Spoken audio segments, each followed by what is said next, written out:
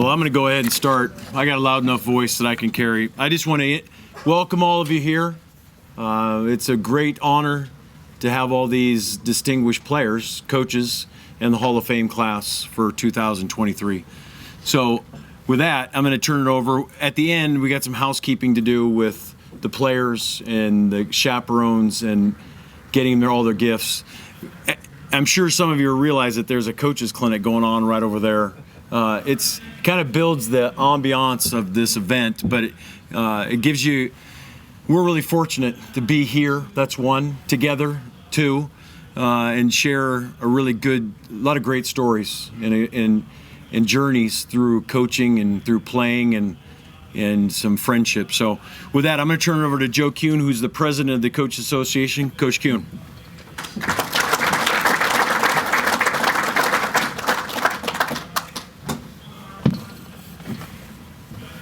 I'd like to welcome all of you to our annual NJCAA Coaches Association banquet to honor our great players, coaches, and distinguished guests.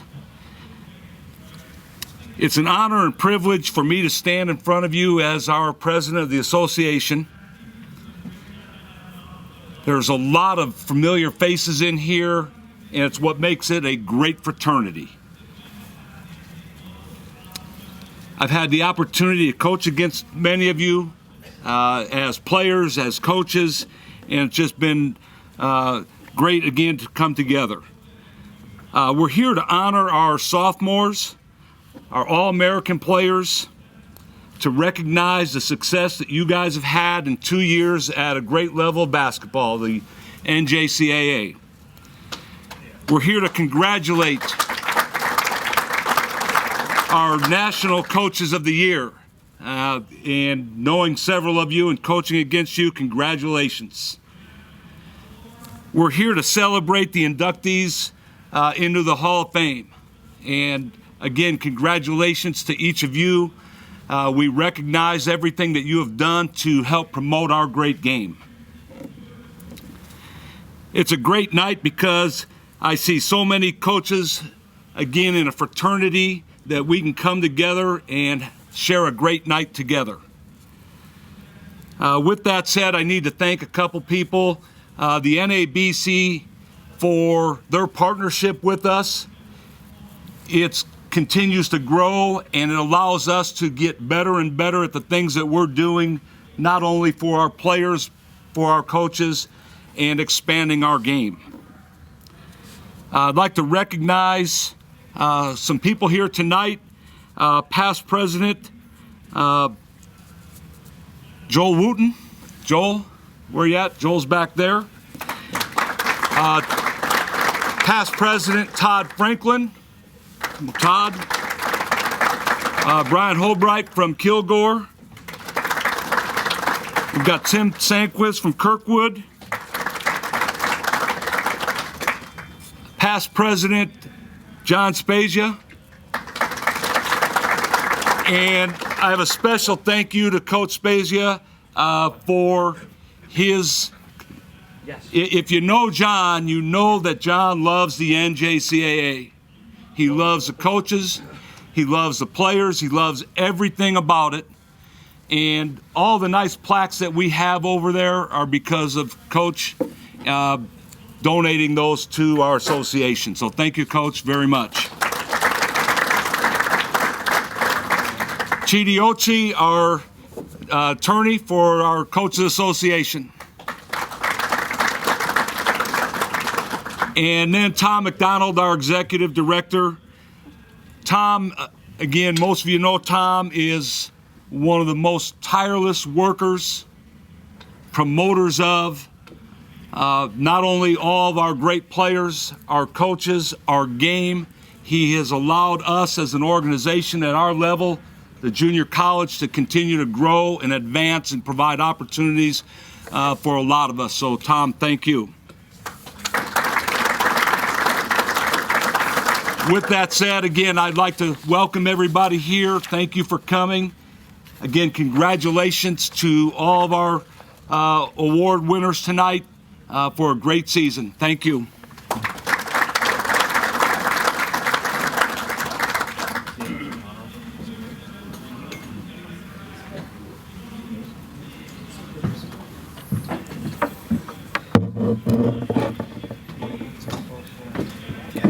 Got it. Testing. Testing. Nothing. Still nothing. Testing. Nothing. All right. Is it working now? No. A little bit. I'm gonna stand over here to bless the food, because about halfway through me starting to talk, it'll come on and then it'll blast everybody out up here. So if you'll please bow your heads with me just a second.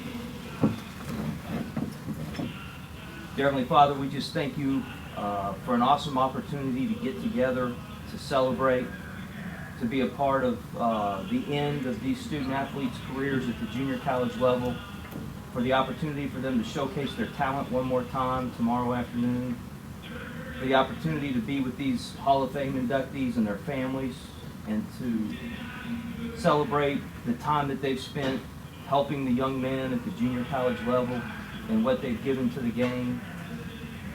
Dear Lord, we ask that you bless this food this evening, that you give us a great time of celebration, an opportunity to fellowship together, and to just spend time with the people that we love, the people that have earned success, and as we watch them move on to bigger and better things. We ask all these things in your name. Amen. Amen. Hey, I'm gonna move to the next phase of our get together, and the only reason is we've got our keynote speaker is going on down there below in a couple minutes too. He is not, and I've asked him this, he is not going to be offended if you get up and go get more food. So please don't feel, but I want to say this, every time, and I mean this with all sincerity for Coach Beeline, one is this, every time I've ever asked him to do something, it usually doesn't fit his schedule, but somehow he makes it fit his schedule. He talks glowingly about his time at a junior college as a junior college coach. But I was going to give you this. I know I'm going to probably screw up the first one. Newfane, coach, Newfane High School. What makes him unique is this. There's only a couple coaches on this planet, I think, that you as a coach look at and go, I could be him. And I mean that as a compliment to Coach Beeline, because he was a high school coach. He was at Erie Community College as a coach, head coach. Nazareth in 1982-83. Lemoyne, 83-92. Canisius, 92-97. Richmond, 97-2002. West Virginia to 2002-7. Michigan from 2007-19. Cleveland Cavaliers. I just want to give you some of these things because it's amazing his accomplishments in his journey through coaching. Two-time NCAA Regional Final Four, 13 and 18. Two-time Big Ten Tournament Champion, 17 and 18. Two Big Ten regular season champions, NIT Championship in 2007, CAA regular season champion in 2001, CAA Tournament Champion in 98, MAC Champion in 96, MAC regular season champion in 94, Coach Wooden Keys to Life Award in 2019, CBS Coach of the Year in 2018, Big Ten Coach of the Year 2014, Coach of the Year, CAA Coach of the Year in 1998, MAC Coach 1994, NBA, NCAA, junior college, high school. There's not many guys, men or women, that take that journey anymore. So with that, a warm welcome for John Beeline.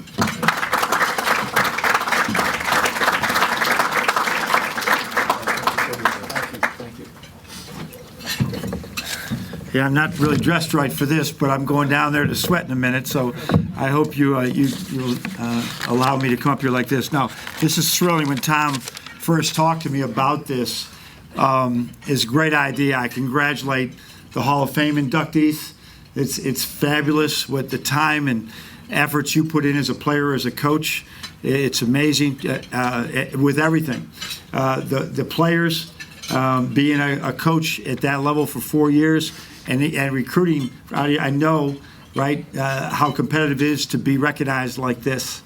It's amazing. So I'm really flattered to be up here I'm going to be like a good Catholic priest here. I'm going to be about 11 minutes, and then I'll get out of here so I don't lose your attention. But the thing is as a junior college coach, I was 4 years at Erie Community College in Buffalo, New York. It's Region 3. And actually, my nephew, Billy Beeline, is a really good coach at Niagara Community College right now. And I think, is there anybody from Milwaukee here?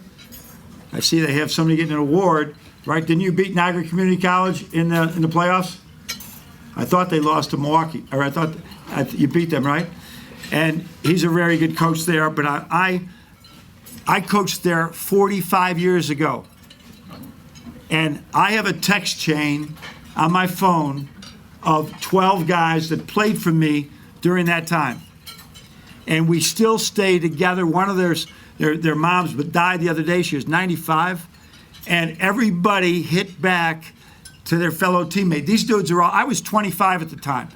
And I saw him one time and I said, I saw him last summer, how old are you guys? And I thought they'd say, we're 40 and I'm 70. And they said, we're 65. I was only 5 years older than these guys. And we stayed together because of one thing. We didn't have anything but each other. We were a junior college, and so many of you are blessed. I see the big names. It's a who's who in juniors colleges here. But that's not always there. And some of you had to go through really tough times to get where you are. You are not, well, I'm going to get to that in a second. But these dudes, we met last year for a picnic. 13 guys showed up. Out of 4 years, 13 guys showed up. 5 of them have already passed. And I went there and I was going to apologize to them for being so demanding, for making them run sprints, for not feeding them sometimes. I get probably fired today. If we lost the game, sometimes we didn't stop to eat. And if we won, we skipped McDonald's and went to Wendy's. We went to the big time. And I was going to apologize to them for the van rides. There was one time we were in the Region 3 championships. And we had won 16 in a row. And we took 2 vans down, and I got ahead of the one van, and they had a flat tire. My starting group was in the second van. They didn't want to ride with me. And they're in the second van. They had a flat tire. I'm waiting at the game. We're playing Corning Community College, who's really good, and nobody's there. It's 20 minutes before the game. They were stuck on New York State Highway, freezing their butt off because of a flat tire, and came into the game. None of them could make a shot. We lost. Our season was over. There was another time we were down playing. We did a junior college circuit. We went down, played Anderson College in South Carolina. Some of you, I don't think it's a JUCO anymore. We played Ferrum College and Community College of Baltimore. We misjudged. I was driving the van. We misjudged how long it took. We were on our way to Community College of Baltimore, and I realized we were just going to make it at game time. However, it was a freeze throughout the United States. When we opened up the van door to go to McDonald's, the van door came off, and it was -10. We went to a hardware store, got duct tape, taped it up, went Community College of Baltimore, got there at the time of the game. I got kicked out of the game, and we still kicked their ass. That's the type of young men that we had on this team. And today I started to apologize for all that. They said, Coach, hang on. No, they're all like really strong men right now with great families. You made the difference in our life because how demanding you are, how much adversity we had. So know right now, with going to that, I'm going to tell all of you, knowing now we got the NILs, we got so many people that are entitled everywhere. You dudes got the power. You've been empowered. Because you do not have anything come easy to you. Your coaches coach you up. You're at your great schools. You have that. It's not like you're neglected. At the same time, you have the it that other players, that when you go to whatever level you go to next, or you just go to school next, you have an advantage. You have been empowered through all this. There's a saying we used to have when I was growing up, what doesn't kill you makes you stronger. And now there's a Jesuit priest called Father, I think it's rather Rushman. I just read about him. I want to give him I got a few quotes for you. And today's world is what makes you feel bad must be eradicated. Anything that makes you uncomfortable, oh, we got to get rid of it. And it's really the key to life, to embrace this, he calls it a beautiful toughness that you all have. And when you guys walk into that next school, and maybe those older guys might have been pampered and they're all there, and you walk in, you're going to have the strength that many of them don't have, because you've been through adversity of going to junior college first and not being a McDonald's All-American coming in the door and everybody just making things easy for you. The correlation I'll make, if you learn from the adversity, right, and take it, you're going to be much better off. One year I was at Michigan. We hadn't beaten Wisconsin in 5 years I'd been there. We're playing Wisconsin, and Tim Hardaway hits a jump shot, and we go up by 3 points with 2.2 seconds to go. Yes, we're going to lose this game. Up 3, 2.2 seconds to go. Everybody runs into the huddle. Everybody is like giddy. I'm trying to say we got a foul to give. Here's what we're going to do, but they're not paying attention. And frankly, it wasn't a very good timeout by me. And they hit a half-court shot, and they went into overtime, and we lost. This was January. We were devastated. And we went back, and instead of blaming others, which what people do today, we blame people for things, and blaming each other, took ownership and said, we're going to fix this. And we practiced it. And we practiced it. We went into the huddle again. We practiced it. Well, little we know, a month later, we're playing Kansas in a Sweet 16 game. Sweet 16 game. Same scenario. Late game clock. They come to the huddle, right? It's a beautiful huddle. Everybody comes out guards. We win. We play Syracuse in the Final Four with same thing, 5 or 6 seconds to go, full court. They call timeout. We have a beautiful huddle. We win. Would we have rather that ball against Wisconsin went off the rim and we all feel good we won? But that adversity helped us go to the national championship game. And that's where you are. The adversity you've had in your life through junior college. And I'm not saying it's only you are so damn blessed that you had the opportunity to go to college, right? And you have parents that are looking over at you and making it better. But you still haven't been spoiled. And that's your advantage going forward. Second thing is now it's time then, with all these people in this room that have helped you, your coaches, your teachers, your families, you got to take ownership now. You got to have this idea, I got this. I got this. You've been empowered, but it's time for you to walk in there to your next destination and embrace change. Embrace adversity. I got this. It's so much easier when you look at it that way. So there's a great book. There's a great book that is called Chop Wood, Carry Water. All our guys with Jaden Ivey read it. Cade Cunningham read it with the Pistons, because that's where I work with now.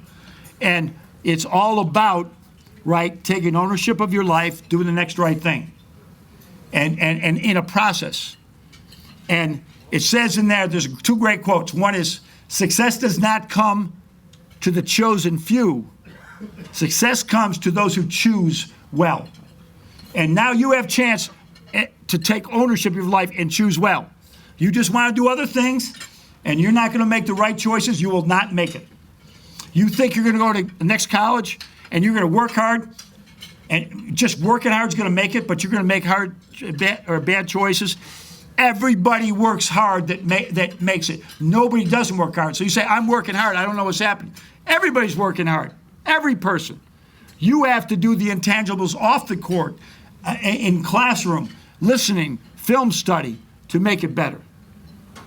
So it's so important that you make the right choices in that. There's another, this goes along with what I just said, there's another saying, right? Success is only rented. It's never owned. All the awards over there, a lot of success. A lot of it. All that's rented. You don't own it. You won't own any of that at your next stop. They don't care. You gotta pay the rent every day. You gotta find a way to pay the rent. And when you pay the rent every day, there's my last saying. The harder you work, the harder it is to surrender. And when you get to opportunities in the next couple of years where it is hard, you've got tremendous players. Everybody is a great player on your team now. Everybody. And you're going to go in there and you're going to expect them to lay down, and your coach is going to be so demanding. His job is on the line, like so many of the coaches here. They're going to demand things.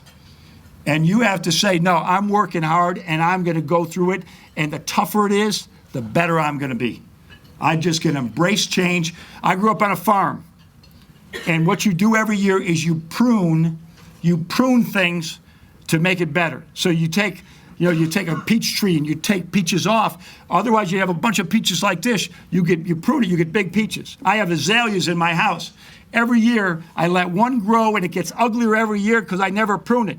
Then the other ones, I prune it down to nothing. It gets so ugly, then it grows back beautifully.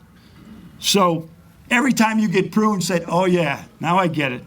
Now we're gonna take over the world right now because I'm gonna learn from this adversity. Thank you all very much. Good luck to all of you. Congratulations to every one of you. You earned it.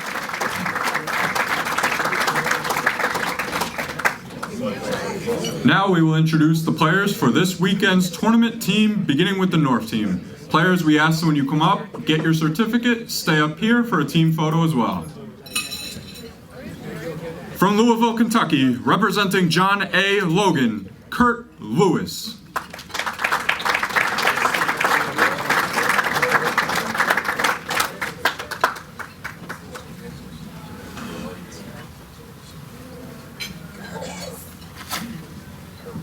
What school you going to? Missouri. All right. Hey!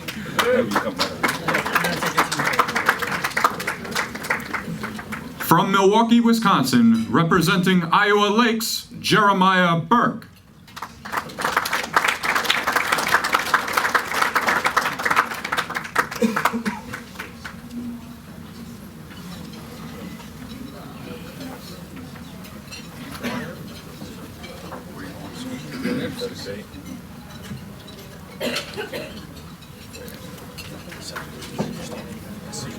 From Milwaukee, Wisconsin, representing Indian Hills, Don McHenry.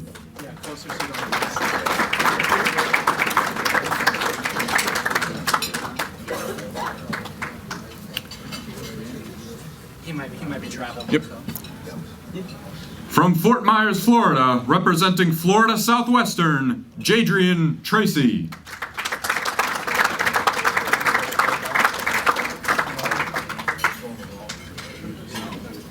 Congratulations. Congratulations. From Lincoln, Nebraska, representing Central Nebraska, Trey DeVoe.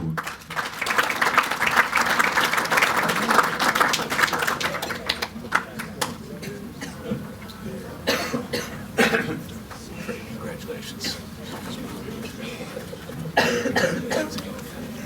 Where are you going to school? Carney? From Newburgh, New York, representing SUNY Orange, Romeo Aquino.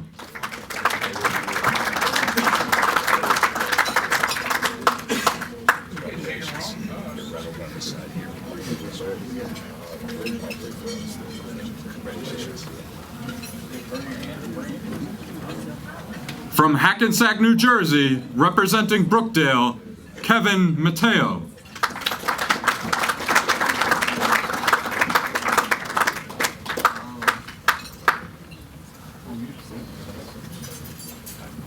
Congratulations, Kevin.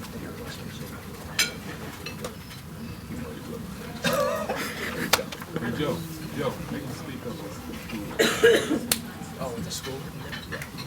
From Miami, Florida, representing South Georgia State, Carlos Hart.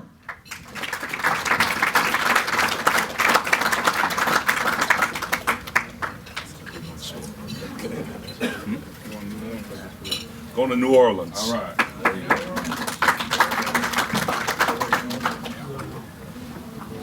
From Milwaukee, Wisconsin, representing Milwaukee, Area Tech, Mason Johnson.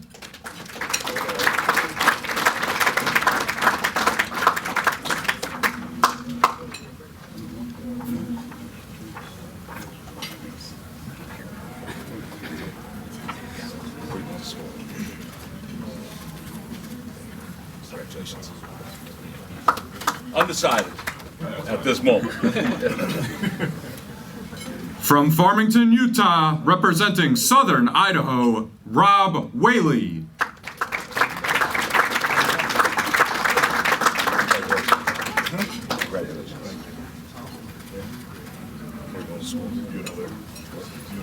UNLV. All right.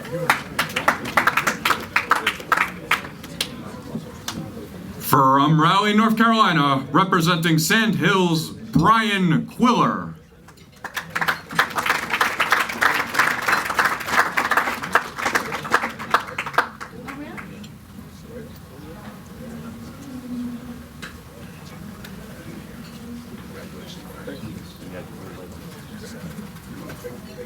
Undecided. You got it. Congratulations.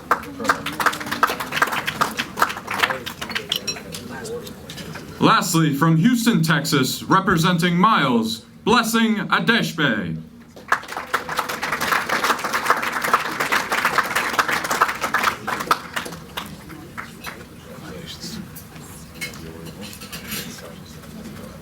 Undecided.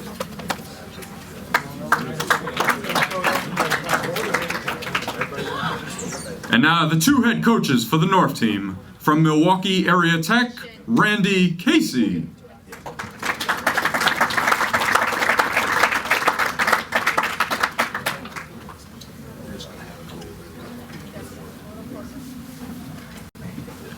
And lastly, from Brookdale, Paul Ciesick.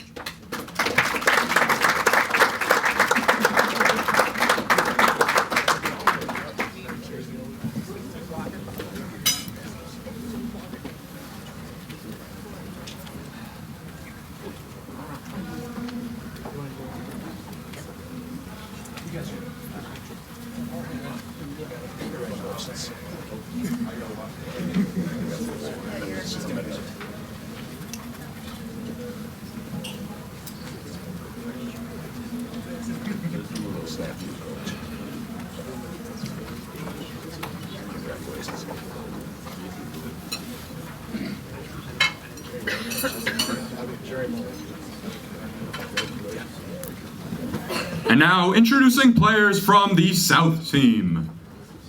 From Jackson, Mississippi, representing Howard, Trey Fort.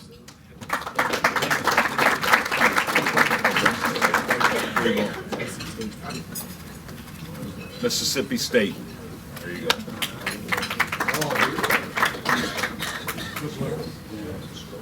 From Caledonia, Minnesota, representing Kirkwood, Noah King.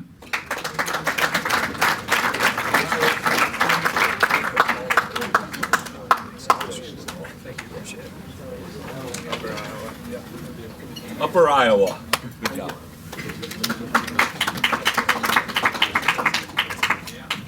From Houston, Texas, representing Blinn, Elijah Elliott.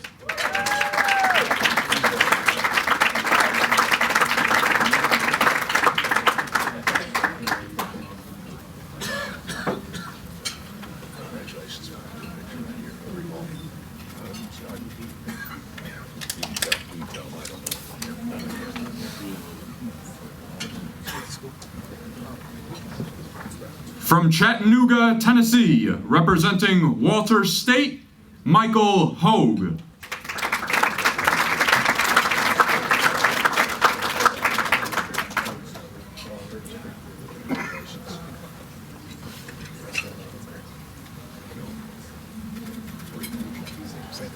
St. Peter's.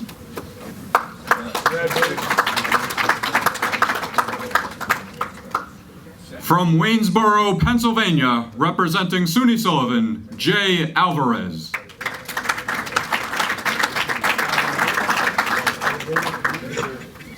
Yeah, I remember him now, yeah. Congratulations. Houston Christian University. Houston Christian. Congratulations. From Shabana, Illinois, representing the College of DuPage, Drew Gaston.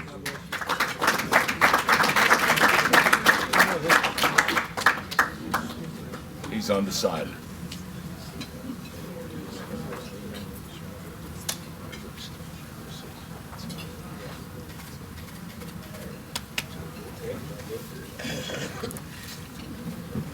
From Columbus, Ohio, representing Lakeland, Jaden Lipscomb.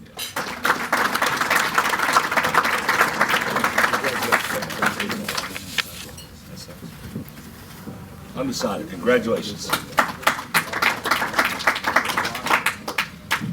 From Austin, Texas, representing Dallas Northlake, Darion Jones.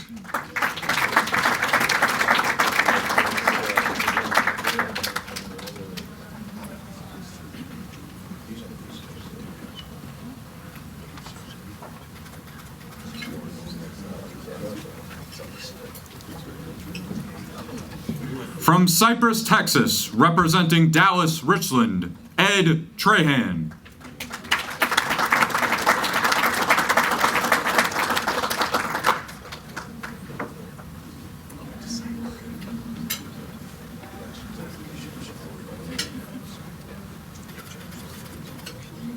Another undecided. And lastly, from Sunshine Coast, Australia, representing Couchies, Oscar Clough.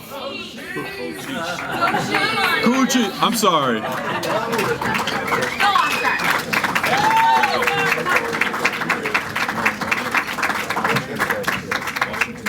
There you go. Washington State.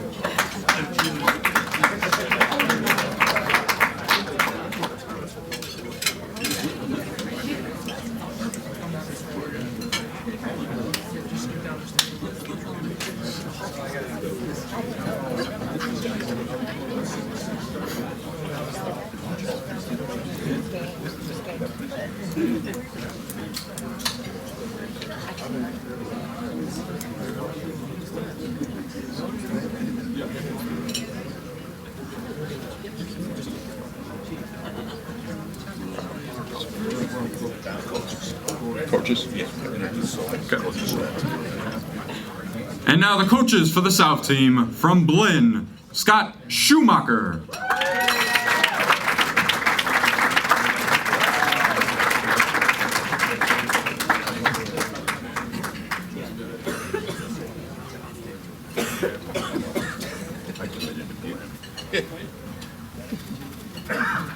I did fail to mention earlier, Scott's also a past president of our association.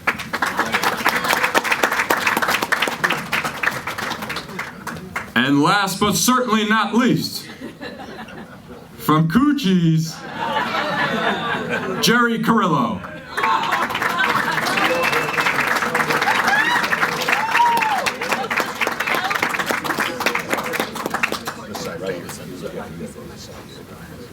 Hi, Coochies.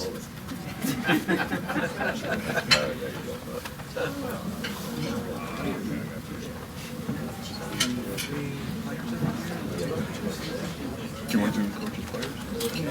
No, do the 3 players and then the 2 coaches.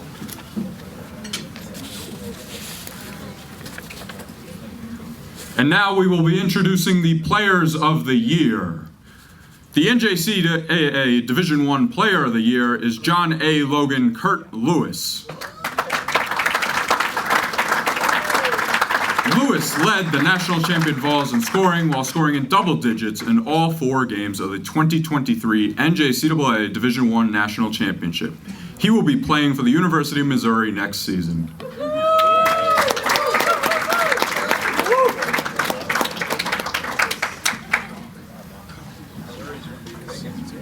The NJCAA Division II Player of the Year is SUNY Orange forward Romeo Aquino.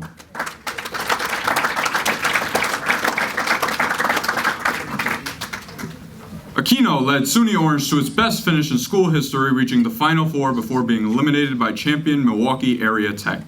Aquino averaged 23.8 points and 10.2 rebounds per game this season. Once again, Romeo Aquino.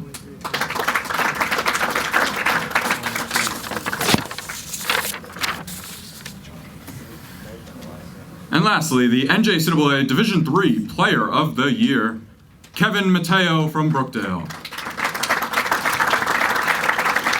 With Brookdale trailing by 7 at halftime in the national championship game, Mateo rallied his team, scoring 24 of his 31 points in the second half to will the Jersey Blues to the trophy.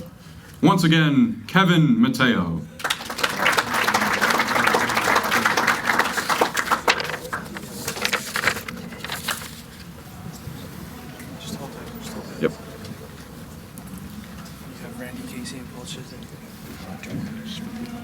What's that?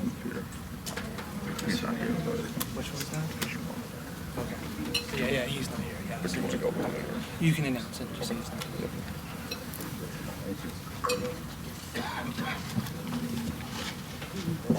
And now our coaches of the year. Our NJCAA Division I Coach of the Year is John A. Logan head coach Tyler Smith-Peters. Smith-Peters is not here tonight due to travel issues, but recognizing Tyler Smith-Peters.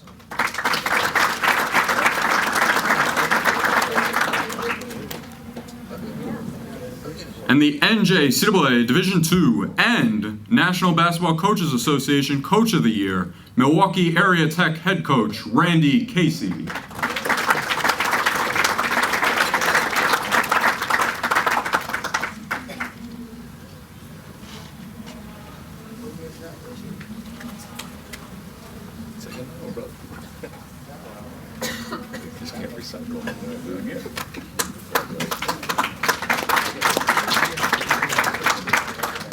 And the NJCAA Division III Coach of the Year is Brookdale head coach Paul Ciesick.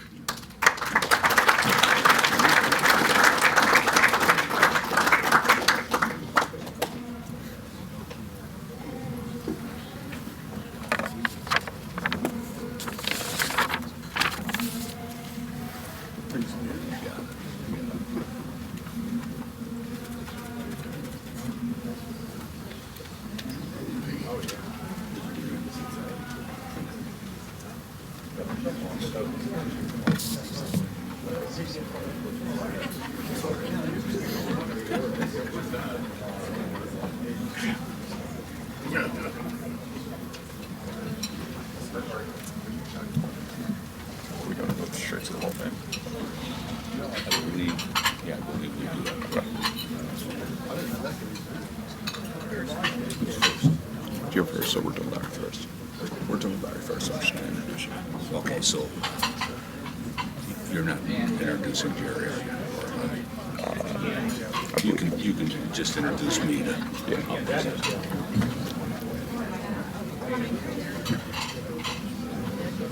And now for our 4 Hall of Fame inductees.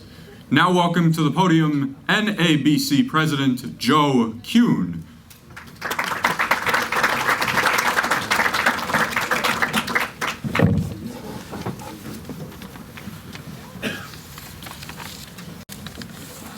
I have the honor of introducing a gentleman that I met maybe 5, 6, 7 years ago, somewhere along that lines. And as I mentioned earlier, what a great fraternity this is. You meet people along the way. Of course, we're all competitive. We want to win. But I think at the end of the day in this business, it's about the relationships that we build and the friendships that we build to help people. And that's what Coach Carrillo from Cochise has done for 28 years. Over 28 years, 629 wins. Well, that's a lot of wins.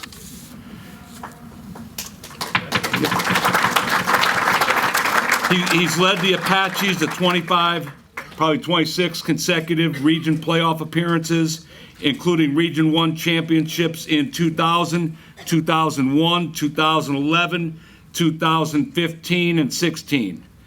1999, 2000, 2009, 10, and 11, 12 squads won the ACC conference titles outright. His 2001 and 16 squads were co-champions of the league. While Coach Carrillo has established an up-tempo style of play. And when I asked somebody about that a little earlier, they mentioned something about Kool-Aid or something. I'm not sure what that means. If you guys are mixing Kool-Aid there or something, getting your guys to play a little faster. 11 of his teams have earned NJCAA academic, 11 of them academic Team of the Year award. That's outstanding. That's probably more important than all the other stuff. 80 of his players have gone on to sign 4-year universities, Coach has been named the Region 1 Coach of the Year 2005-06, chosen NJCAA Coaches Association to coach the National JUCO team in 2004, selected as a floor coach of USA Basketball in 2011, USA Men's Under-19 team. Prior to going to Coach East, coach at Buena High School in Sierra Vista, Arizona, from 92 to 95. Worked as a D1 assistant at Cal State Northridge from 90 to 92, and assistant at Jamestown Community College in New York. Without further ado, I'd like to introduce Jerry Carrillo.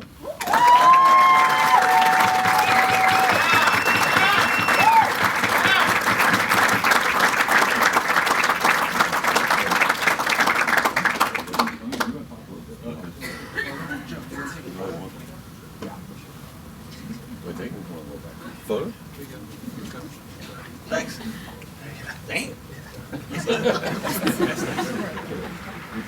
Oh,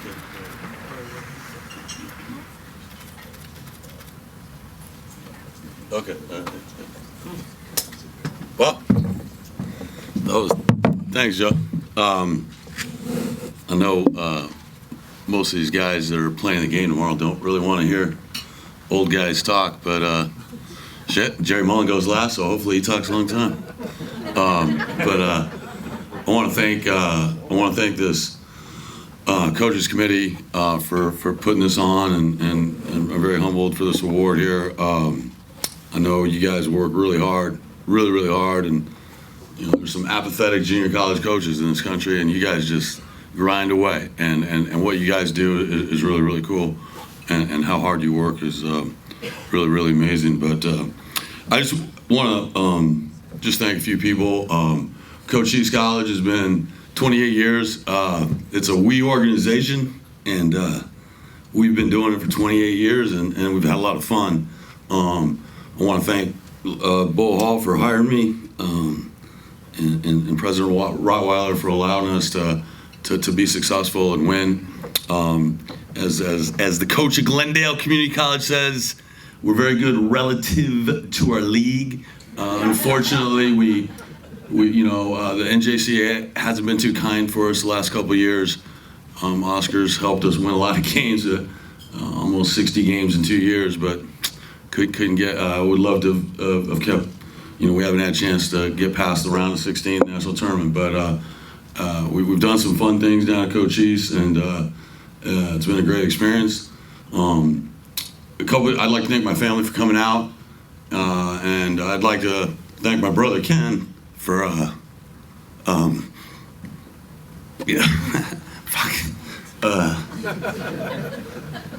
let me tag along. And he let me tag along, and I got to coach, and I appreciate it, really did. My family, my girls, Carly, Casey, Kathy, for all you do.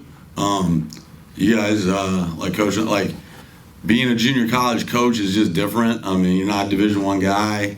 No one, unless you're in it, you don't know what the heck it's about. And they're 20 years old, and they're turning down day parties and ragers at the University of Arizona to go to Saturday night in the Stronghold. And until you get it,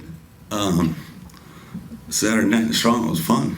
So, and Kathy, it's Jason's birthday Monday, so you know what you got to do. So thank you guys. And lastly, just you can't be successful, and we've had a lot of success. We've won our conference 5 years in a row.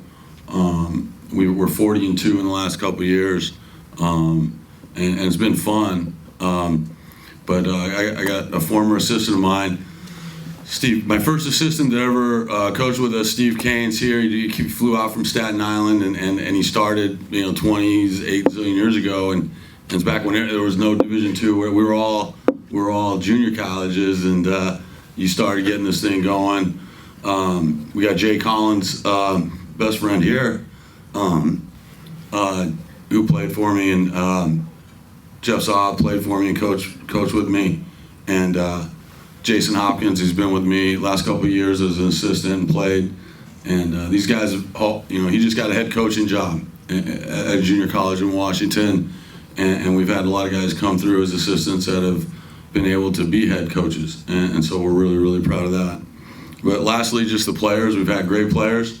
And players help you win games. So it's been a lot of fun, and we've done that. And you get a chance to see Oscar Clough tomorrow. He's going to Washington State. Very, very proud of him, and thanks for your 2 years. Really, really cool. So, but again, thanks, and I look forward to the game tomorrow. Coach Schumacher, you're in charge. I'm a very good assistant. I don't get up. I can sit there and you'll get the whiteboard and you can call timeouts and the whole deal. But I'd like to congratulate the other members of this Hall of Fame class. Thank you very much. Appreciate it.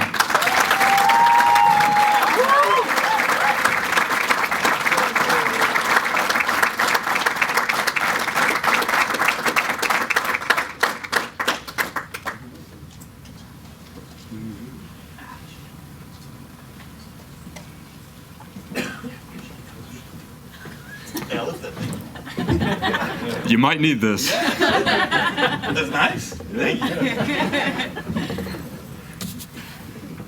Now welcoming to the podium past president John Specia.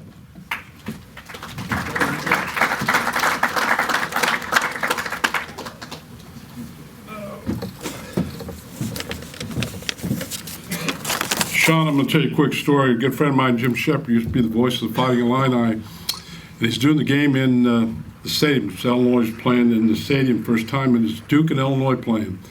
It's on national TV, and of course they go to the mic, and he does the starting lineup, and he gets down and does everything great. Pronounces Mike Krzyzewski's name, and he gets to the part and he says, and for the Blue Devils, and he just kept going on and on national TV. So don't feel bad when you screw up Coach East, will you? It is a privilege to do this, to be able to do this. And I heard some of the guys mention about being involved at junior college. I played at junior college level. My nephews all play at that level. I've been on the board of trustees at the college as an administrator, as the AD. Helped bring the national tournament to Danville, the Division II part. Started when it was all one, and to see some of the things that goes on and where it's gone from. We talked about Coach Beeline. Well, Coach Beeline was not the first guy from Erie Community College to be involved in NJCAA. There's a guy named George Killian who started this whole organization. And that just tells you, and that's why I do the history thing with the coaches and the past presidents, to give you a back of history. If you don't study history, understand where you came from, and that corrects some of the mistakes we make. And this organization has grown tremendously. When I started here, it was 1983 with Ken Rockless. He says, Coach, you need to be involved in the Coach Association. I've been at Valparaiso University, coached at the high school level. And he said, you need to be involved in this organization. And it was here. I saw 4 casinos torn down during that time period, and saw this organization go from the Holiday Inn Boardwalk to the Stratosphere and now to here. And to see it grow and see the things we've done with it, for all you young people, the All-Star game, which I'm going to get to in a minute, because the guy I'm going to introduce here has a lot to do with it. To understand where they come from and what you have and what is going on here is unbelievable. So before I get to this, I was supposed to be at the college, and they have graduation going on. And I would have got to go on the stage and give out diplomas. But to me, to be here to introduce this gentleman and to see Jerry Mullen and Jerry Creelo get inducted to the Hall of Fame, and Hubert Jones, which I don't know, but I found out about, is unbelievable. It's a great honor to have me be able to do this. But before I get to that, my wife, before I left, I said, you know what? I've got to go to do this honor for Scott. And I said, you know what? I'm going to take you out to a very nice restaurant. I said, you can watch the food, you can see it being made and everything. She's all excited. I said, you can get dressed up, we'll go out. So we got there, and I took her to Subway.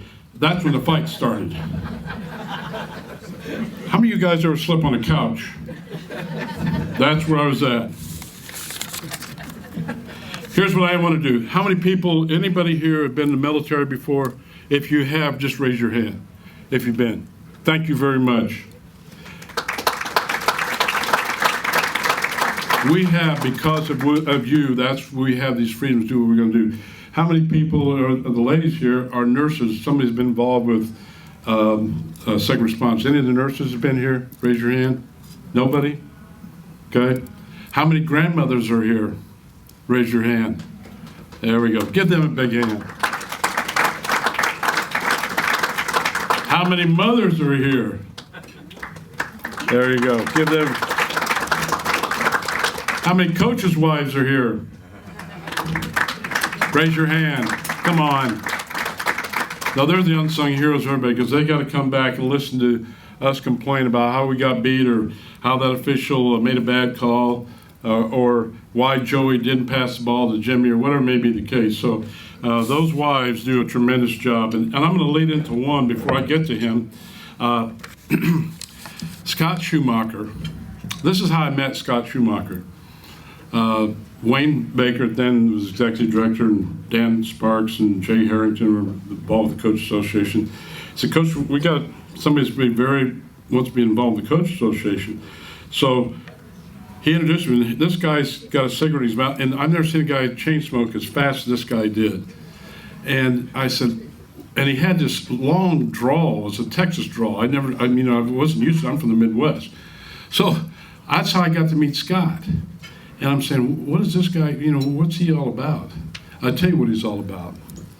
The things that Scott Schumacher said, he won 611 games. 611.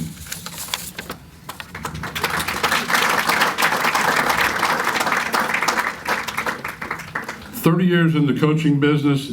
He's been at Paris Junior College, Kilgore. I'm going to stop at Kilgore because when Scott became the president, he said, John, he said, we got to do something. I said, okay, we're going to reinstate the All-Star game. And this is the reason why you guys are here, because of Scott Schumacher. And it started at Kilgore, and Scott said, Coach, you're going to take over. You got to make sure this thing's going. Well, it wasn't just me. There's a guy standing on the far side named Tom McDonald that I coerced to do this. So you need to give Tom McDonald a big hand.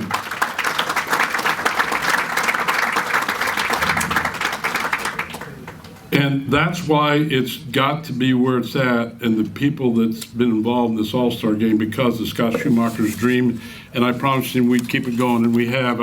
I went back, Scott, I'm not sure. I think it's over 15 years, I believe we started, because we went from Kilgore to Odessa to Scottsdale, and then to here. I could go through a whole list of things that Scott's done. Division I scholarships, 37. He's had 85 players go on and sign. He's got 37 to play professionally. He's been the past president of the Coaches Association.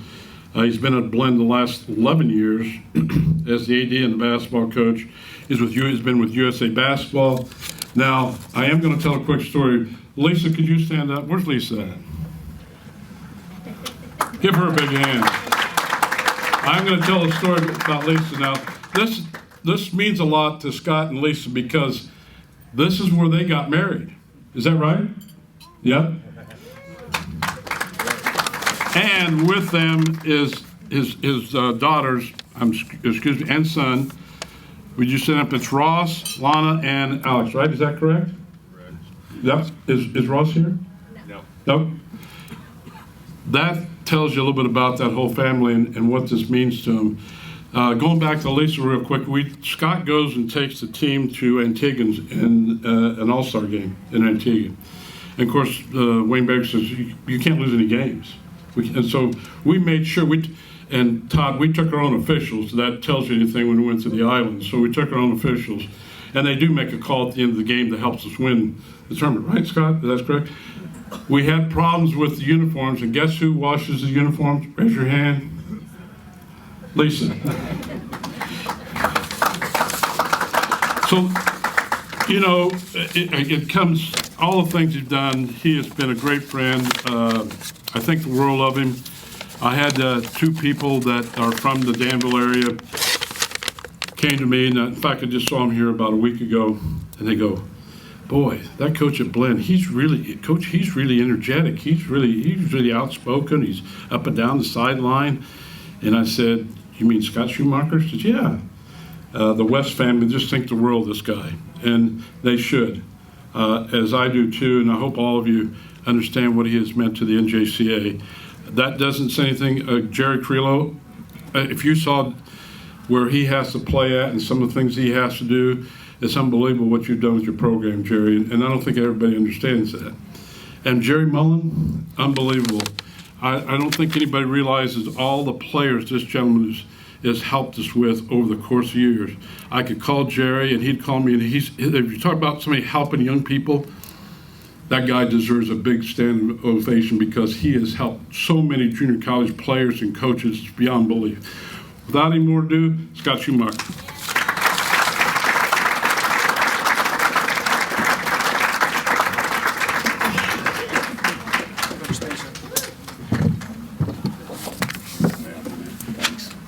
You guys want to do a quick photo? It's vision. Sure. Vision. Okay. You gonna do a photo? Okay. Yeah. Over here. Take a picture.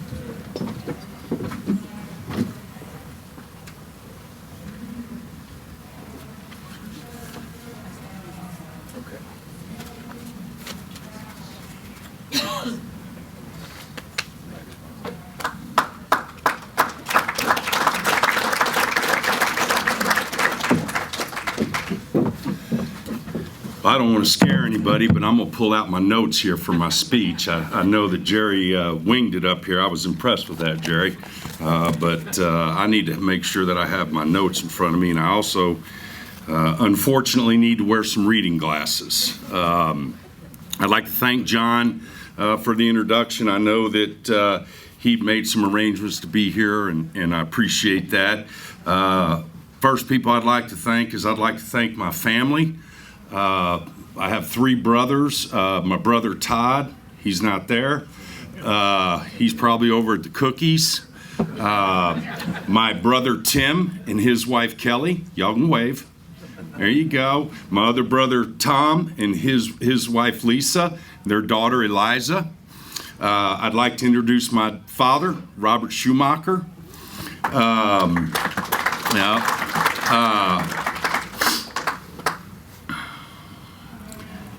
My mother is no longer here. She would have been very, very happy to be here because all her boys are here, and she would have liked hanging out with her boys. So I love you, Mom, and wish you were here. I'd like to introduce my family, my son, Alec, my daughter, Lana. Our son Ross is in the United States Marines, and he is currently stationed in California. He just got stationed out there, so he didn't have enough days to take off. I'd like to introduce my lovely wife, Lisa. Lisa, you wave your hand. There you go. I think sometimes the hardest thing is to be married to a coach, whether it's basketball, football, or anything. They have to live with the ups and downs. My wife is absolutely wonderful. I love you dearly, Lisa, and I thank you for everything that you do and allow me to do. The other thing that's also good in our relationship is my relationship with my mother-in-law. Most mother-in-laws are worried about what's going on with their children and your wife and all that. All my mother-in-law is worried about is me recruiting three-point shooters. She always tells me, you know, Scott, when we have those guys that can shoot threes, we usually win. And when we play against teams that have really good three-point shooters, she always points that out to me also. I'd like to thank the NJCAA Basketball Coaches Association Committee for this prestigious recognition. I served as the head of that committee at one time, and I understand how sometimes it gets very much overwhelming because there's a lot of really good candidates, and I just thank you guys very much for bestowing this upon me. I'd like to thank Tom McDonald and his staff, Eric Bagley and Dan Halgo, for their time and effort to make this a first-class event. I don't want to say anything negative about anything, but when we had our first All-Star game, we had the junior college cafeteria served us some food, and my hat's off to your food that you had. That was really, really good. I'd also like to congratulate my fellow inductees, Jerry Carrillo from Cochise College, Herb Jones and his family, and Jerry Mullen. What an honor to be inducted with each of you. I remember Jerry when you used to call me all the time about getting my players up to Tulsa, Oklahoma, and how much you've done for kids in junior college. Just very, very thrilled that I'm being inducted with you. I was an assistant coach at Sam Houston State. I saw Herb Jones play at Butler with Coach Smithson was his coach. And I believe it was Steve Muller that signed him out of the University of Cincinnati, if I'm correct. And he was a really good player. And then Jerry, I'll tell a quick story about Jerry. Jerry got offered and took the University of Hawaii, is that Hilo or Pacific job, Jerry? Which one was it? Chaminade. Yeah, sorry. He interviewed for the Chaminade job, got the Chaminade job, and then 2 days later he turned it down, and he called up Kelly Green and was griping at Kelly Green because he had such a great job at Cochise, and how could Kelly allow him to interview for the Chaminade job? Remember that, Jerry? All the coaches that have assisted me along my journey, I say thank you. This would not be possible without you. I'd like to introduce my two assistants, Adam Schwartz and Jermel Frazier. They are here. All the young men I've had the privilege to coach, thank you. I've loved the journey with each and every one of you. I've never taken being one of my guys lightly, and I never will. I love you guys, and I'd like to real quick talk about Elijah Elliott. When we started this All-Star game, I will tell you exactly how it went. I was a young junior college assistant at Sheridan Junior College for Bruce Hoffman, who's in the Hall of Fame. And we went over to play Northwest College with Ken Rocklitz. Ken Rocklitz is also a member of the Hall of Fame. And I remember I was in Coach Rocklitz's office, and he had a picture up on his wall. And I said, Coach, what's that picture? And he says, that's the Texas Junior College All-Star team versus the National Junior College All-Star team. And they used to have that every year in Midland, Texas. And I remember, I thought that was one of the coolest things, because I remember Ronnie Arrow was the head coach of that team when he was at San Jacinto. And I thought if I ever get an opportunity to start an all-star game, we would start it up again. You guys have done an unbelievable job. This is so nice. It's so good to be here with all these young student athletes and everybody being celebrated for being inducted in the Hall of Fame. I'm very excited that Elijah Elliott is playing in this game. I've never nominated anybody for the All-Star game, because when I nominated somebody, I knew how prestigious it was. Elijah, I just want to tell you thank you. I've coached a lot of really good players, and I loved coaching you every single day. Elijah showed up every day. He practiced hard every day, went to study hall, did everything a coach could ask to do, and he's one of the most competitive players I've ever had the privilege of coaching. And I'm very happy that you get to play in that game tomorrow.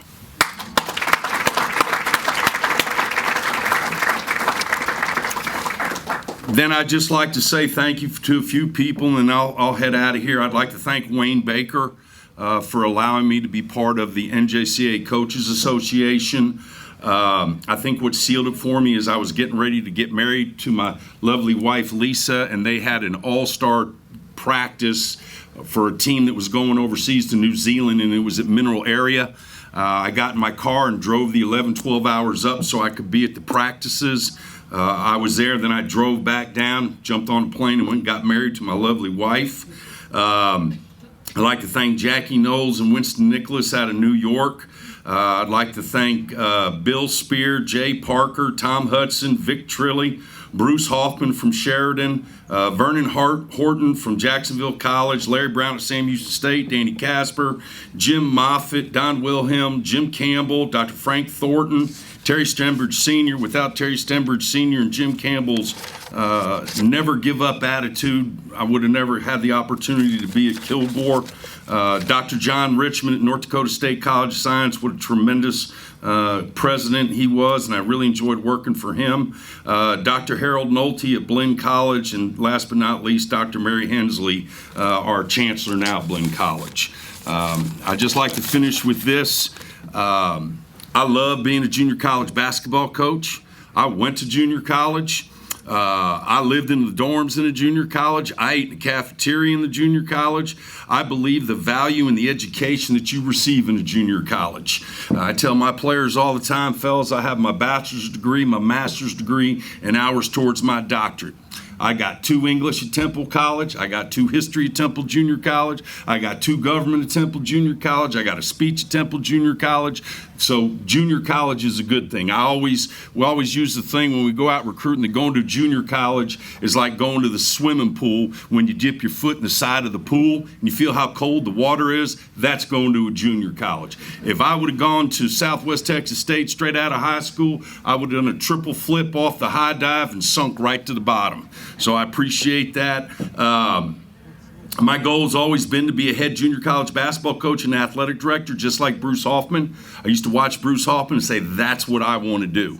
I was very lucky to work for Bruce. He's as class act as a guy as he is. I am thrilled that I get to live out my dream every day at Blinn College, and I thank you, and I will cherish this night forever. Thank you very much.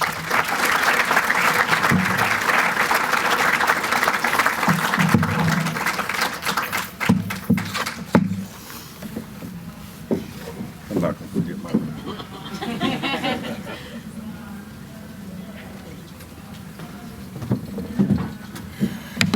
Before we introduce Corey Blunt to accept this honor on behalf of Herb Jones, we would like to present a short video.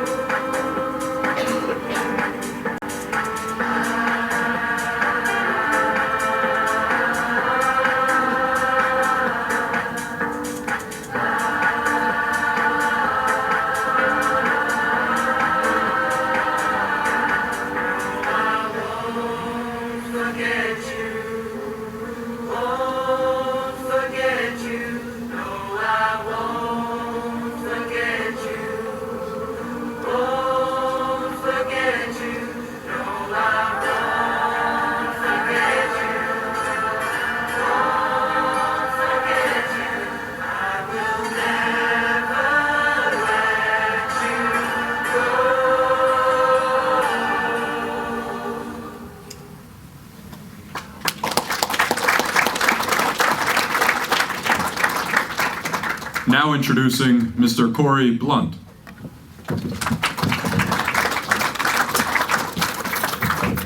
You young fellas, you see how I got up on stage? You guys, this is coming for you one day, trust me. Man, I had a lot to say, and then I saw that video. It kind of put a lot of things in perspective for me. Herb was definitely one of my best friends, my brothers. We had a special bond, and unfortunately we lost Herb on December 6th to cancer, and it shocked all of us because Herb was one of the most professional, well-maintained person that I knew. He didn't drink, he didn't smoke, and for him to leave before any of us, we're all still in amazement and question a lot of things. But you know, for him to leave us like that, it still hurts. You're talking about a phenomenal guy, straight up phenomenal guy. If you met Herb Jones, you loved Herb Jones, and he was a one-of-a-kind player and individual. I know if Herb was here, his speech would be quick because he didn't talk a lot, but he would probably come up here and say he'd like to thank all his teammates and his coaches at Butler, all the accolades he received at Butler, because we talked about it a lot. I wish this was about me because I could tell you guys a whole lot of stories about what I accomplished in junior college. I am the poster child for junior college basketball. I don't care what nobody say. I love junior college. I had the best time in my life in junior college. I kicked ass in junior college. I was the National Junior College Player of the Year, and Herb Jones was also the National Junior College Player of the Year. And we used to talk shit about that all the time. I'm a California JUCO guy, so don't hold that against me. And Herb was part of the NJCAA, so we would always go back and forth about who was the best and things like that. But the one thing I can say is that by him being who he was and a junior college player, when we came to Cincinnati, we had a mission, you know. I came out when junior college, to me, where junior college wasn't respected. The players wasn't respected because they always thought if you went to junior college, you had some kind of issue, grades or some kind of distraction or something. But a lot of us didn't have to deal with that. A lot of us matured late. I was one of those guys that matured basketball-wise late. I had great coaching, and it helped me develop into the player that I became to be. So me and Herb would always talk about that. And when we came to the University of Cincinnati, we made a vow that we was going to change that. We always looked up to the UNLV squad. You know, they were deemed like the first junior college team to really kick up some dust. And so when we came to Cincinnati, it was 7 junior college players on one team. And we consider ourselves, we was the Rodney Dangerfield of junior college basketball. For you young guys, we felt we got no respect. But that year, thanks to Herb Jones and him being the player he was 6'4" and led our team in scoring and rebounding. Unbelievable talent. And you looked at him, he probably wouldn't have been the first person you picked when you walked in the gym, but he would have made you regret that real quick. It'd have gave you 30 or 40 before you knew it. And that's just what kind of player he was. So on behalf of myself, his coaches, Coach Smithson at Butler, Coach Huggins at the University of Cincinnati, Coach Moeller, and all his teammates, we want to thank you for honoring him. Tough loss for us, and we're still, you know, dealing with that loss, but his memory and his spirit lives on. And I wanted his lovely wife. He married a woman that don't talk much neither, so she's probably gonna come up and just say thank you, but I want to give her that opportunity because she is the remaining member of the Herb Jones family for us. So she got 9 brothers that take care of her, that make sure she's all right. So I want to give her a privilege to come up here and speak or say whatever you want to say, Lily, but you deserve it. I'd love for you to do it.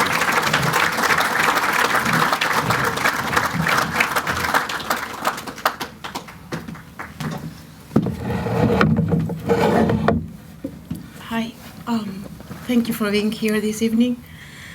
I just have 3 words for you. I'm grateful, I'm grateful, I'm grateful. Thank you for honoring her tonight.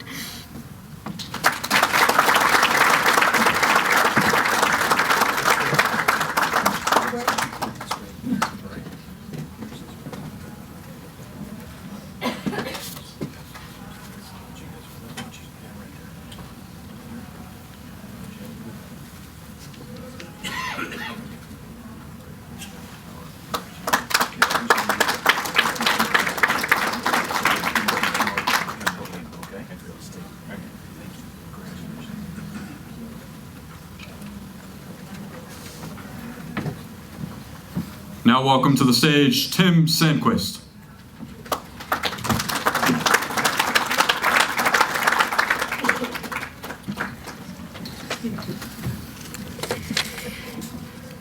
I have the pleasure to introduce our last inductee here.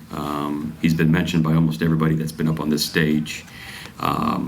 Even though he hasn't coached in quite a while, the impact that he has had on this organization, this association, this level is profound. Us as coaches have an impact on just our team. But Jerry had an impact on thousands and thousands of players from all of our teams and helped countless individuals get seen and get scholarships. So a little bit of background of Jerry. Jerry served as a head men's basketball coach for Cali County Community College in Kansas from 1973 to 1979. While leading the Tigers, Jerry compiled a record of 107 and 67 over the course of 6 seasons. During his last 2 seasons at Cali, the Tigers were nationally ranked and won the Jayhawk Conference Eastern Division title. After Cali, Mullen went on to serve as the men's basketball coach and athletic director at Barton County, where he had a record of 121 and 66.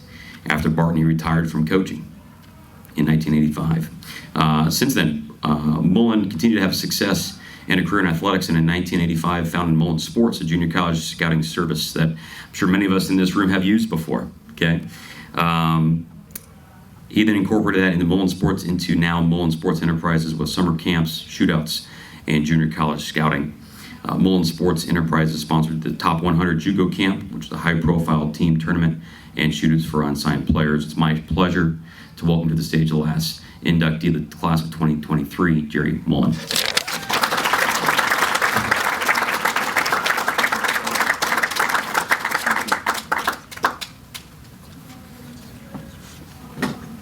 Well, I actually had some notes, and then we put them in the wrong suitcase, so I didn't get here with them. But, I want to kind of pick up where we left off with Herb Jones. If you don't know, Randy Smithson played for me at Cali County at the time, and Randy and I, he's like a son to me. And my son, Shane, I don't know where he's at here, Shane was at Butler County with Herb Jones. So there's a lot of connection there, and he can tell you a lot about Herb. What a great player, what a great competitor. Randy always told me he was his all-time favorite player while he coached in junior college. I like to take this time to actually thank the committee and all of you that gave me this prestigious honor. I'd also like to thank my Lord and Savior Jesus Christ for this opportunity to impact young men. It's been unbelievable. I left coaching in 1985. The last year I was at Barton County, the Jayhawk Conference was loaded. I had 2 players, Andre Harris and Todd Jadlow, off that team that played for Bobby Knight at Indiana. Hutch, all 5 of their players went to high major, and they took 4th in our league. Keith Smart, George Ackles, Omar Rowland at Garden City. So I figured I better do something else. I couldn't beat those folks. But had a great time. I love junior college. I guess with the coaching and being in this, I've been in it 55, 60 years with junior college. And I think it's the greatest level going. I love it. My son Cameron, he followed in my footsteps. He coached at Cali and Hutch. And, I'm going to start, when I left coaching in 1985, I didn't know what I was going to do. I knew I wanted to see my son play. I'd gotten divorced, and I had never seen him play, and he was going to be a freshman in high school. So I went in and resigned and said, hey, I'm going to spend time to see my son. And my brother stepped up and gave me a job, him, and I'd like to introduce him, Ed and Shirley Mullen. They gave me a job where I could travel, and they paid all the expenses, which was even better. So when I was on traveling and doing sales work for them, I was able to attend junior college practices and games in the evening, and that's how I got it started. And then I met this young lady that was working for him by the name of Kathy. And he was my brother's administrative assistant. Married her, and she's the real secret behind all our success. She's done all the paperwork. She's done all the things I didn't want to do. And Kathy, love you. I'd love for you to stand up so they know who you are.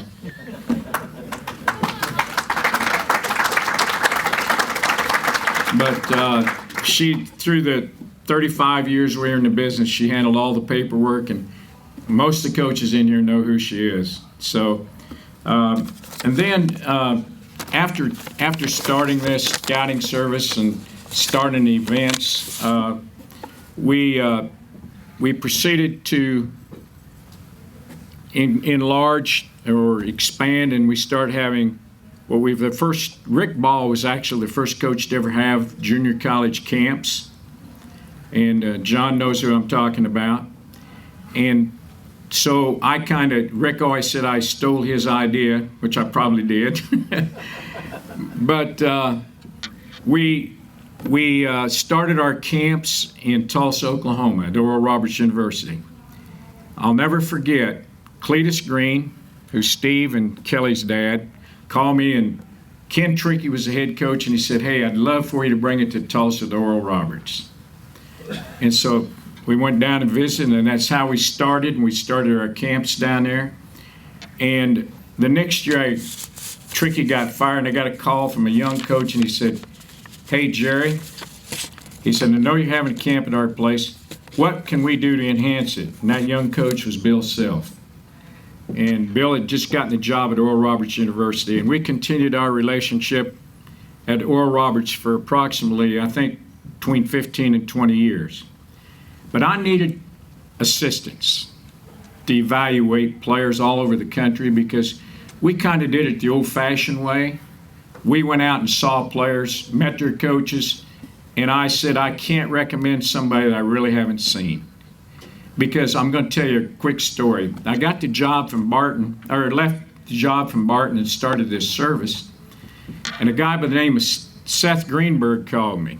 Seth was at Miami at the time. And he said, "Jerry, where can I go this weekend to see some high-level players?" Well, I'd been coaching at Barton. I knew the Kansas, but I didn't know the other regions. And a couple of coaches had told me, well, you go to Eastern Oklahoma, and there's 4 teams there, and they got high major players. Well, that wasn't true.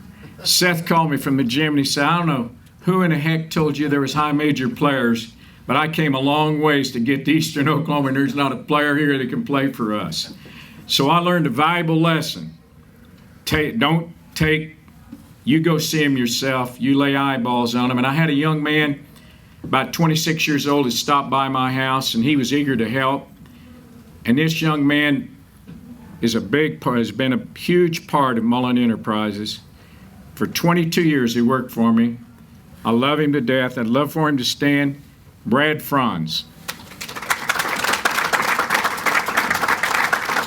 Brad ran the camps. He traveled all over the place. Brad would go 300 miles to see a player. It didn't make any difference. Wherever he wanted, we'd say, "Where do you want me to go, boss?" And away he'd go. We used to, one year at Tulsa, we had 400 campers. They stayed in the dorms. And my wife, tell you this story, we'd get all their applications on our fax machine. And we had the fax machine in the kitchen. She's laughing. And man, these faxes, Brad, he wouldn't stop. These faxes were coming in, they were flying all over the floor. She said, "You call that Brad Franz and you tell him no more." We had faxes everywhere. We had applications everywhere. So Brad stayed with me for 22 years and was, you know, when you have an organization like we had, hey, I don't deserve the credit. We as a team deserve the credit. It took an army to make this work. My mother, by the way, I want you to meet her. She's here tonight. She's 100 years old. Actually going to be 101 in July.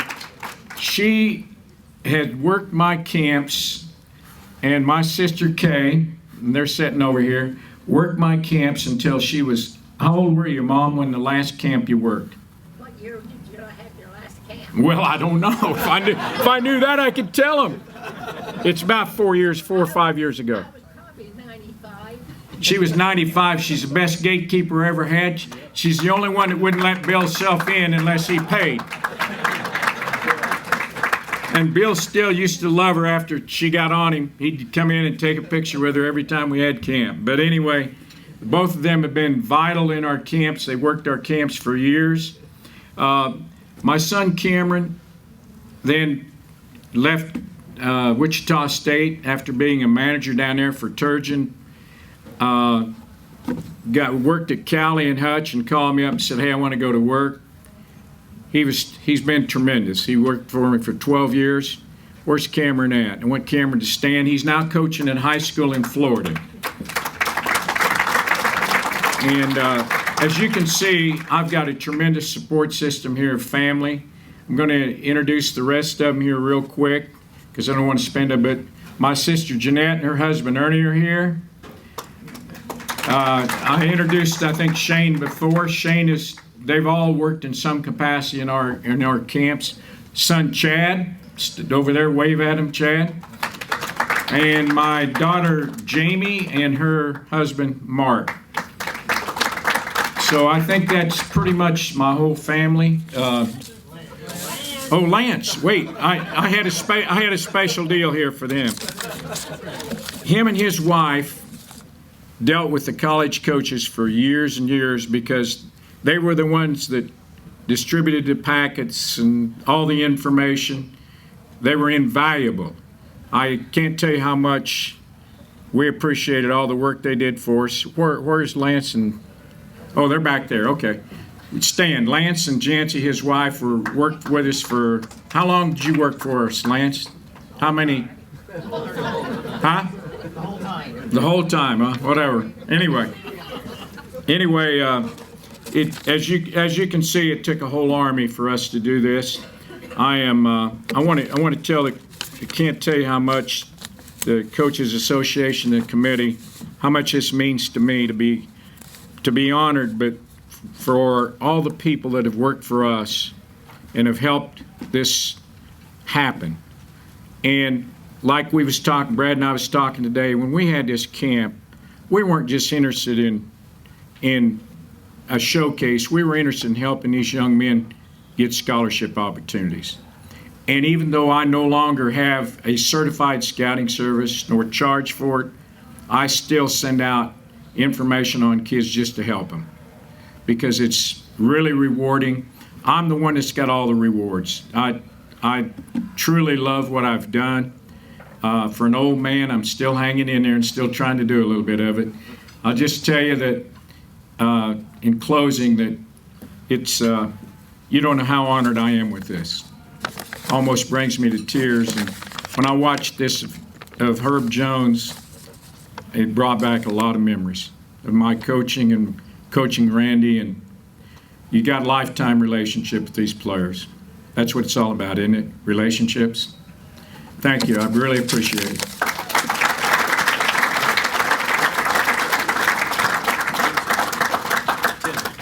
Tim. Okay. You want to come up here? Sure.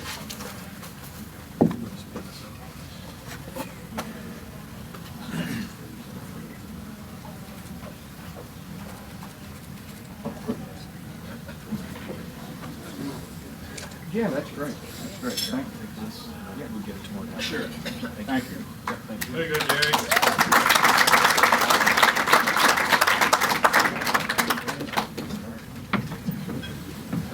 And now introducing to the stage for closing remarks, Joe Kuhn.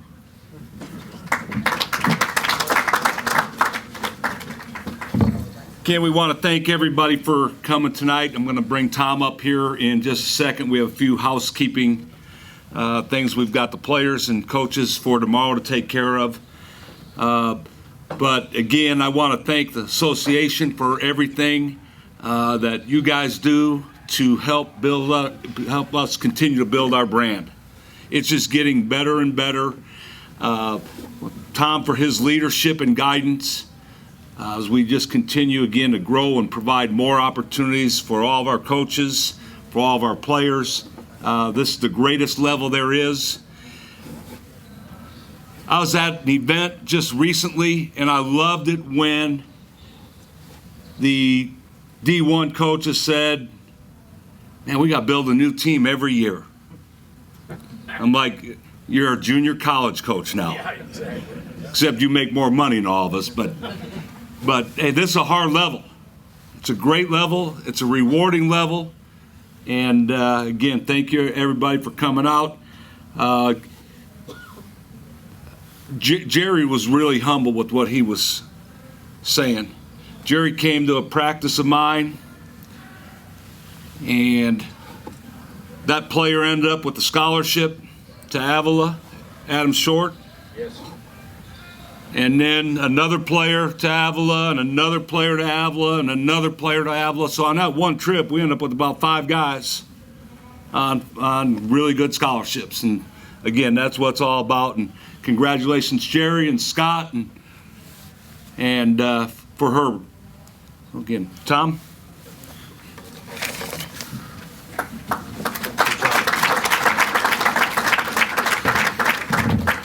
All right, some housekeeping. If we could have the Coaches Association committee go over and help with Eric as soon as, so we can get all the signatures and everything taken care of. This is for the players. Tomorrow, 11:45 is practice. So the trainer will be there at 11 o'clock.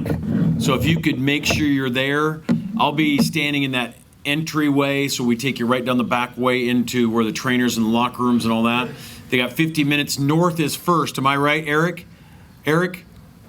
North is first. North team is first. So get there, 11 o'clock. They'll tape you up, do whatever you need. There's 50 minutes, and then the South team comes in. They'll go on the court. And then the bigger one is at 4 o'clock. We've got an hour and about, 45 minutes? Yep, hour and 45 minutes for the game. So be there early. Go eat in between practice and the game. Come back. The trainer will be there about an hour before the game. Make sure you're ready to go. We go right on the court, warm up for 5 minutes, and it's go time. So there's a window that we've got to get this done and have a great opportunity, and make sure that we have introduce all the players, give them a chance to do what they do and be seen. They will be broadcast on the NJCAA Men's Basketball Coach Association YouTube channel. We'll announce it throughout the game. It's live. It's free for anybody. So if your parents get on and make sure they know they can be at the game, there's no charge. You can come in. We'll do the awards again for the Hall of Famers and the Coaches Award and all those things afterwards. So, but we need to make sure all chaperones and coaches go over to Eric and Joel are over there right now to get all the signatures and Coach Kuhn. Before we leave, just if we could give the players and the Hall of Fame inductees a round of applause and good luck tomorrow.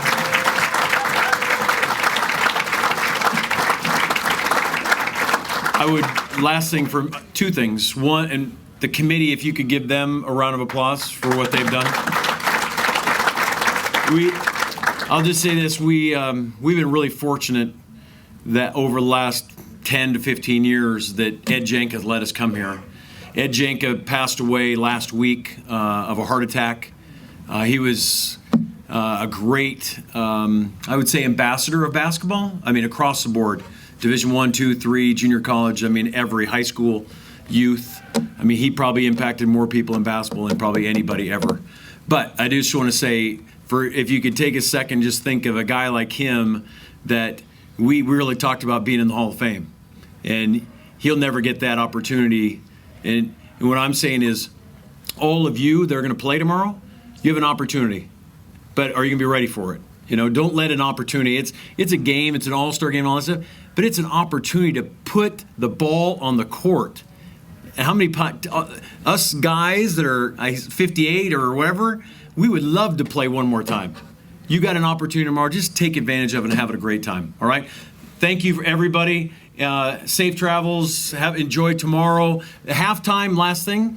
all of you Hall of Famers are going to be introduced again, and we'll give you your awards again. So if you have your awards, we're going to take them from you, and then you're going to get them back again. So I do appreciate it, and I wish everybody the best. Have a great night. Don't lose any money. All right, have a great night. Thanks, everyone.